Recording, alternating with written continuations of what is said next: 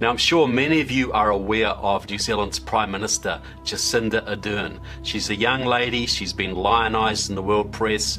She came to prominence after the horrible massacre at the mosque in Christchurch. She was on the world stage and she's never really left it.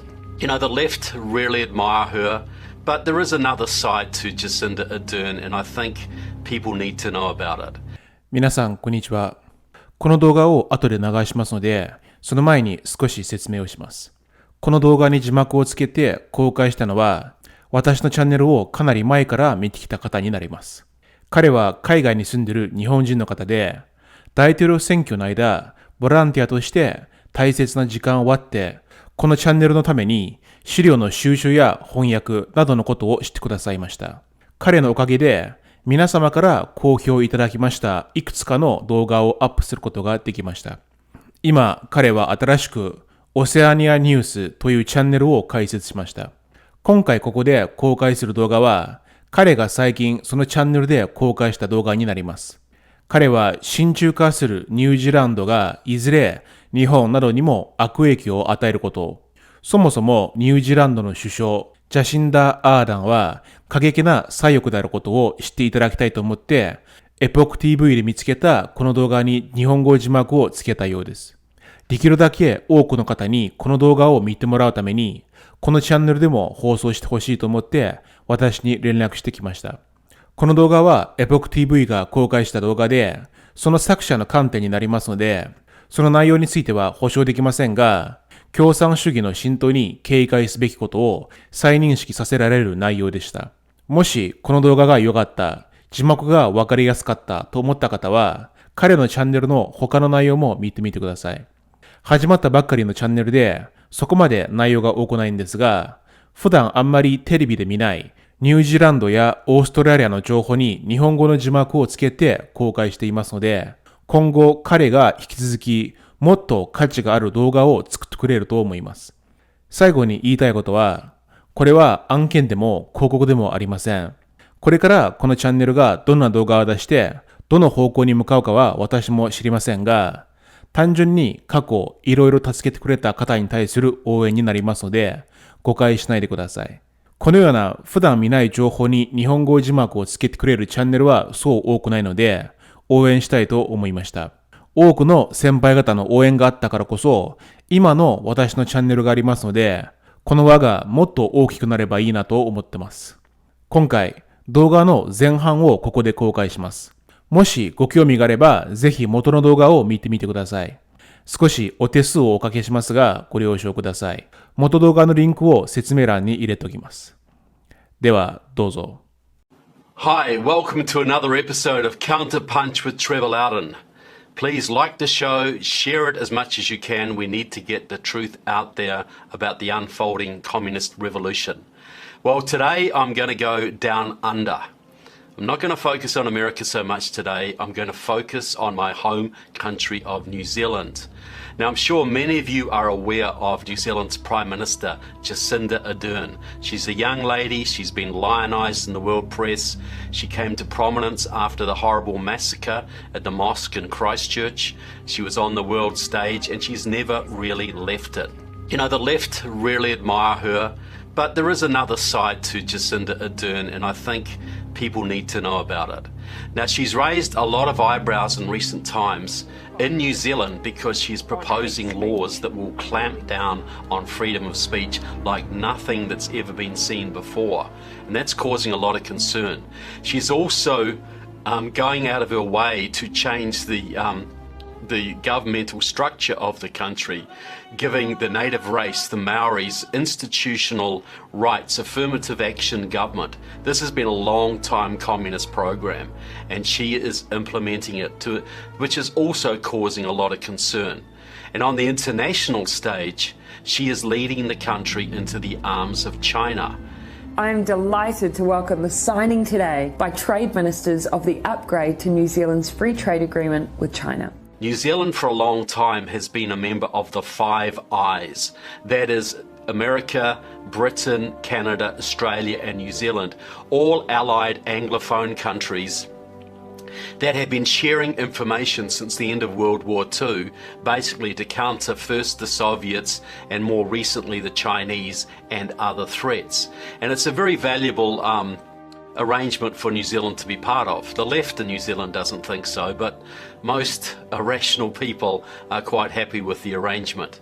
And so she has been basically saying on the world stage that the Five Eyes really isn't that necessary. Her foreign minister, Nanaia Mahuta, has been talking about how we need to cultivate our trade relationships with China and that Five Eyes isn't quite so valuable. It's important as we navigate our way through the relationship with China, because we have a significant population here in New Zealand and they are our largest trading partner, that we can continue to have dialogue. And that's as, intelligence experts have been talking that New Zealand may well be kicked out of the Five Eyes. The Five Eyes may become the Four Eyes. And I didn't mean to say that. The Five Eyes may become the Four Eyes. That will have very serious implications for New Zealanders, very serious implications for the West. I'm sure Australia doesn't want a China-friendly country on its doorstep. It's not a good thing, and this is causing a lot of problems. And there's been a lot of commentary about this. And people say, wow, this is a bit silly of New Zealand doing this, and why would they want to align with China and all this kind of thing. It's very obvious. It is because Jacinda Ardern is a hardcore leftist, as are most of her cabinet. She's always been a hardcore leftist. I would say she is a small c communist. Not a member of the Communist Party, but broadly in sympathy with communist aims. And I'm just going to talk about now why I believe that to be true. And I hope you'll find what I have to say interesting. Jacinda Ardern is pretty chummy with Cuban officials in New Zealand. Cuba got a diplomatic presence in New Zealand a while back, and they have made hay. They're cultivating our politicians, Green Party politicians, National Party politicians, but especially the Labour Party politicians when they're in power. And Jacinda seems very okay with that.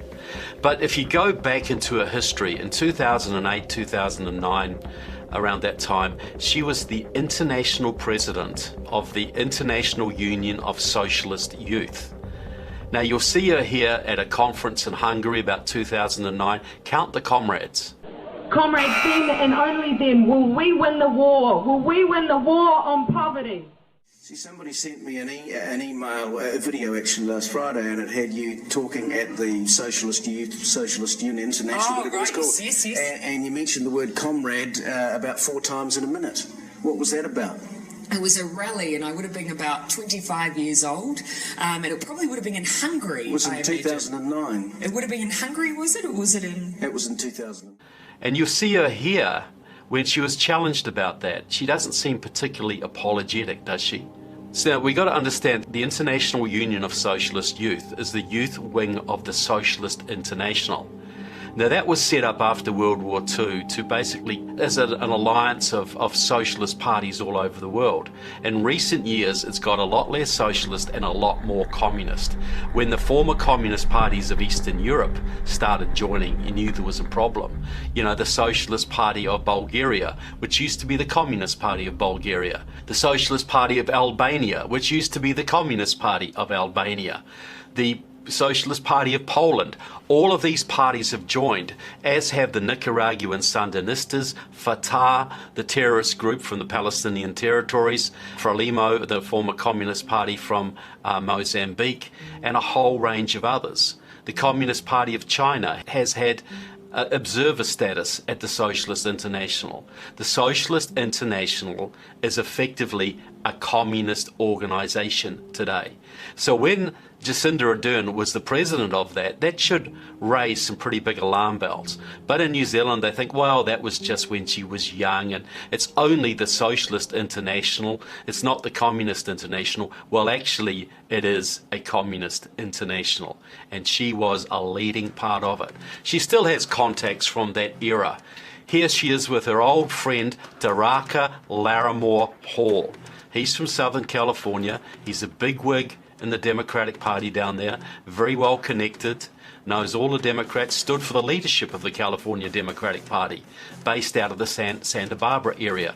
But he is also a leading member of Democratic Socialists of America, a communist group.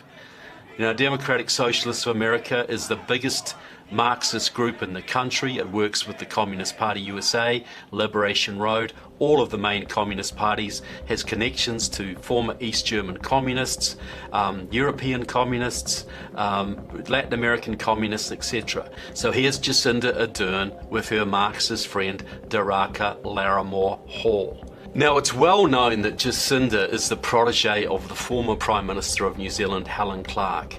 She was Prime Minister for about 9 years. She left New Zealand, went to become number 3 in the United Nations, and was a reasonably popular figure, especially on the left internationally, much like Jacinda is today. But people need to understand that Helen Clark, and most New Zealanders have no idea of this, Helen Clark was heavily involved with Maoist politics when she was at university.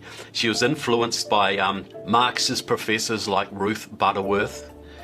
She was part of Halt All Races Tours, which was run by Maoists like Trevor Richard and Mike Law, and she was very, very actively involved with those people. A bit later on, she was on the fringes of the Socialist Unity Party, the pro-Soviet Communist Party of New Zealand at the time. During the 80s, she was a big supporter of the Nicaraguan Sandinistas.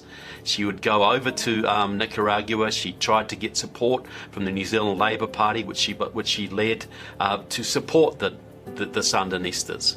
She was also tied to very much supportive of the revolutionary movement in the Philippines, which of course was a Maoist movement led by the Communist Party of the Philippines, the Maoist group.